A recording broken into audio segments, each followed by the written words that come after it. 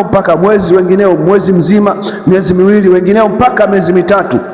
Ukiwauliza hao mimi sina hisia, ukiwauliza hao sijui na tatizo hili. Kwa hiyo tatizo hili limekuwa ni mama.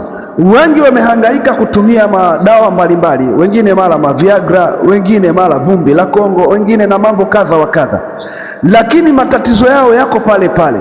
Ndugu yangu, nataka kuambia hivi, unajua hakuna ugonjwa wa nguvu za kiume?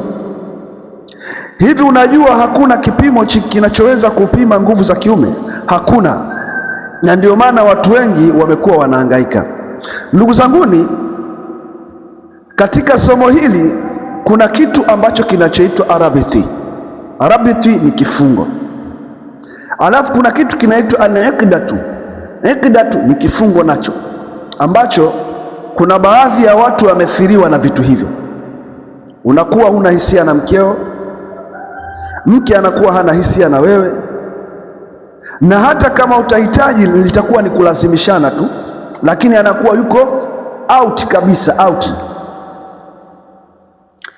Matatizo haya wengi wanayaita kwamba ni ukosefu wa nguvu za kiume, kwamba ni atadhuufu alquwwati jimai, ni udhaifu wa tendo la ndoa. Mwanamume anakuwa hana nguvu ya tendo la nini? Ya ndoa. Mimi nakwambia hakuna ugonjwa ambao unaitwa upungufu wa tendo la ndoa. Nisikilize hapa, bwana mkubwa huyu anasema arabithi huwa an yajiza rajula mustawi khilqati wa khairu almaridda an itiyani zawjatihi, kwamba kifungo ni kwamba mwanamume ambaye aliyokamilika kimaumbile, tena mwenye afya, mwenye nguvu, asiyekuwa na maradhi katika mwili wake, anakuwa hana uwezo wa kumwendea mke wake.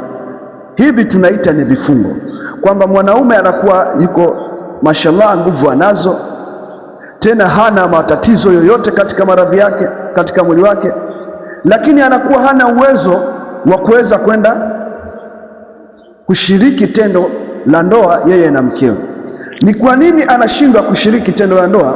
Anasema kwamba idha aradna an na'rifa kaifa yahduthu ar-rabt wal-iqd, kwamba tunapotaka kujua kwamba namna gani hichi kifungo kinatokea kwa mwanadamu, tunapotaka sasa kujua, kwanza tunasema labuda min ma'rifatin kaifa intisabi al-awwala, ni lazima tujue kwanza huyu mwanaume huyu taratibu na program ambazo uume wake unasimama. Ni lazima tuzijue taratibu za usimamaji wa uume wa huyu mwanaume.